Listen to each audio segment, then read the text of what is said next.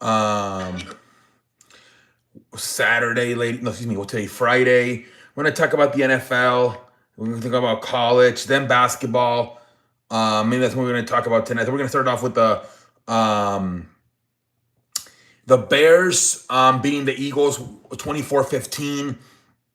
Man, the Eagles are so fried. They're finished, man. I just don't think the offensive line is healthy. They can't do anything. And then I think Jalen Hurts, I think he overthinks everything. I think he's scared of throwing interceptions. And then he actually threw one. And then you try to do the tush push, he can't even advance. And they shook the ball away. That's when you know the offensive line is bad, when they can't even do the tush push. I don't know, man. Saquon Barkley, you could tell he was trying to run tonight, but at times they don't block for him. I think he ran for 56 today. He ran for 56. AJ Brown had one of his best games, 10 catches, 132 yards, 2 touchdowns. He can't complain tonight, can AJ Brown, man. He had 10 catches for 132 yards, 2 touchdowns. But yeah, man, I think Jalen Hurts is scared of throwing interceptions and he overthinks everything. I think he threw 34 passes, completed 19 of them, 230 yards, 2 touchdowns, 1 interceptions. You look at the Philadelphia Eagles, and I mean they only scored 15 points. But today, if you didn't watch the game, you're like, oh, they actually look decent tonight with Jalen throwing 230 for 2 touchdowns. And AJ Brown, 10 catches, 132 yards, 2 touchdowns. But I mean, obviously, I think at one point they were down like 24-9, so they were forced to throw the football, right? But I don't know, man. They're done, man. They are done. There's a good chance they get eliminated in the wild card. We'll see what the future holds. I think what's going on right now is Philadelphia and Kansas City are getting older. Um, I think like for Kelsey and although Kelsey has not had that bad of a year compared to last year, but what's his name? Chris Jones, he's not in his prime anymore. So I don't know, man. We're gonna see something really different this year, especially in the AFC. There's a lot of teams that were expected to contend for a Super Bowl this year. They just don't have the offensive lines to Detroit, Eagles, Buffalo. Their offensive line is not as good as we thought they were gonna be, and that's why I don't think they're gonna compete at all, man. You saw Detroit on defense; they can't stop a diarrhea, even if they had Pelto Bismo. Um, the offensive line stinks. Buffalo Eagles offensive line stinks. Can't run the ball. Can't even do the tush push anymore. Um,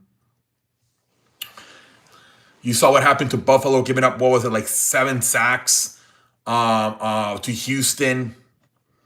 Um, by the way, Chicago, they got their ass whooped by Detroit. I think back like months ago. I really wonder how that game's gonna go in the future, because Detroit cannot do shit in Philadelphia a few weeks ago. Shit. At one point tonight, Chicago had a 24-9 lead on Philadelphia at one point. It's going to be very interesting to see when Detroit and Chicago meet again, because I think Chicago's a much improved team. I look at this team. I haven't watched them too much this year, but you compared it when they played Minnesota on week 1 to now. Remember the first few weeks of the season, all Caleb Williams could do was get the first drive right? The first 15 plays, which are scripted. After that, he seemed like he didn't know whether to shit on his watch. Now it's opened up, man. They opened it up. Caleb Williams tonight threw 35 passes, completed 17 of them, 154 yards, 1 touchdown, 1 interception. But I don't know, man. It looks. I'm actually surprised he only threw for 154, man. Honestly, I thought he would throw for a little bit more. But the running game is unbelievable, man. I think they ran for like 300 yards. Manguna had 130 yards. Taylor Swift had 125. Mangula had 130. It's literally the Detroit offense where you have Montgomery and Gibbs. Here is Swift and Mangula. It's going to be very interesting to see what happens when Detroit and Chicago play again, because I believe last time they met, Detroit gave them an ass whooping. I don't think that's going to happen this time around. Man, oh man, that's going to be an interesting one coming up. Then let's go down to college, man. Wow, man. Texas with the upset over the number 3 team in the country, Texas A&M. I believe what was the final score, like 27-17. Marcellus Reed, I think, ended up throwing a few interceptions at the end. Arch Manning, let me look at his stats. He was fantastic tonight. Say what you want about Arch Manning. They beat the biggest rivals, which were, what are the biggest rivals? Oklahoma and Texas A&M. They beat them. So say what you want about Texas and Arch Manning. The biggest rivals, they took care of the biggest rivals, man. What's going on? Hold on, we having it was week 14, right? For what I don't even know what week we're in. What's hold on. Here it is. Yeah, so let's look at Arch Manning, man. Marcellus Reed, 32 of 20, 180 yards, 2 interceptions. He wasn't. A lot of people thought it was going to be a Heisman moment tonight for Marcellus Reed. He had a really bad night, man. Like I said, 2 interceptions, 180 yards. Really bad night, man. He did throw for 71 yards. I think he sprained his ankle and had to leave for a few plays. But it was a really shitty ass night for Marcellus Reed. Arch Manning threw 29 passes, completed 14 of them for 179 yards, 1 touchdown. Like I said, say what you want about Arch Manning in Texas. They took care of the biggest rivals in Oklahoma and Texas A&M, man. We'll see what happens, if it's still enough for them to go into the playoffs or not. We'll see what the hell happened. Also, hold on, man. Something else. Let's go over the rest of the games. Let's see here. There was a few games tonight. There'll be more games tomorrow.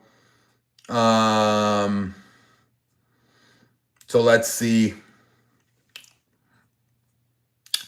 Utah beats Kansas 31-21. Georgia beats Georgia Tech 16-9. Ole Miss beats Mississippi State 30-19. There was a huge fight in this game. After the game, Coach Lane Kiffin got mad at a reporter because he called them a slut, saying you can't make a slut a housewife. You'll always be a slut. Pretty much saying that, Lane Kiffin has been all over the place, whether it's USC, the LA Raiders, an offensive coordinator for the Alabama, a head coach in Tennessee. And now they're saying he's going to leave probably here pretty soon to either be the LSU or the Florida coach. So he got mad at the reporter for calling him a slut. But yeah, man, Indiana wins again, 55-3 versus Purdue. Arizona beats Arizona State 23-7. Tomorrow we get more games. It's going to be a fun day of college football. Let's move on to the National Association, where the biggest headlines. So we had the Lakers play the Mavericks. Lakers win 129-119. Anthony Davis ended up playing. So obviously there's always drama with Luka Doncic and Anthony Davis. Obviously we saw what happened when they got traded for each other. But yeah, man, Anthony Davis had 12 points tonight. Cooper Flag had 13. PJ Washington 22. For the Lakers, LeBron had 13. Hachimura had 14. DeAndre Ayton had 17. Luka Doncic 35. And Austin Reeves 38. Holy frijoles. Both Luka Doncic and Austin Reeves are flat out balling, ladies and gentlemen. They really are, man. They are flat out balling. That's over 60 points, right?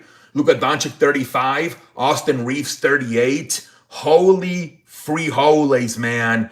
Jesus Christ, man. Um, damn, man. Basketball, what really happened today was there was a few fans that were throwing out for saying stuff to the players. Lakers, I think a woman said something to LeBron and she got thrown out. I think in the Chicago game, a lady said something, or a man, I'm not sure, said something to Josh Giddey. He was also thrown out. That was kind of weird. Also, the Lakers complained about the court for the Mid-Season tournament to the point where the NBA took it out and they ended up playing this game in a normal court because they were complaining that the other court was very slippery.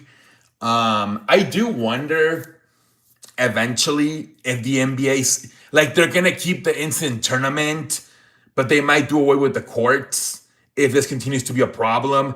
NBA already has an injury problem as it is. Last thing you want to is add on to that with a fucking slippery court and have even more injuries. So I wouldn't be surprised if they come up with a different concept and like maybe just put a fucking thing in the middle court or something, hey, mid-season tournament, but you don't have to go all out with this fucking court.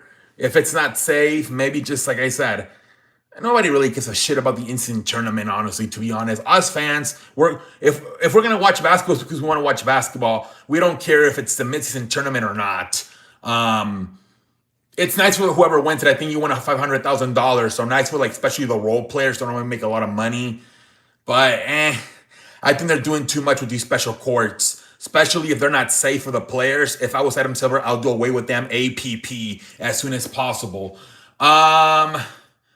Think that's it. Not really wrestling news.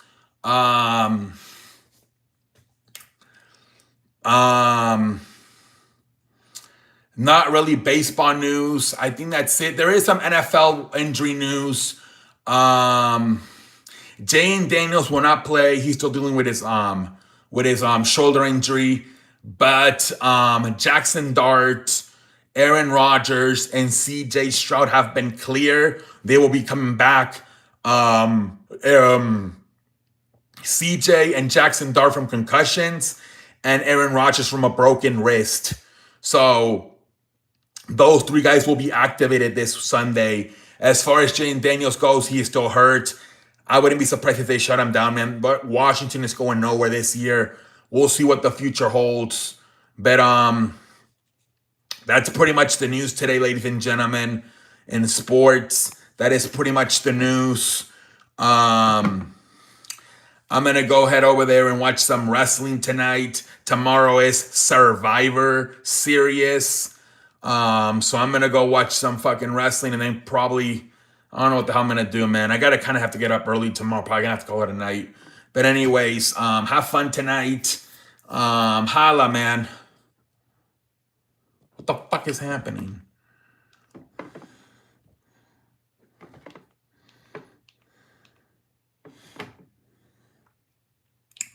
What the fuck happened?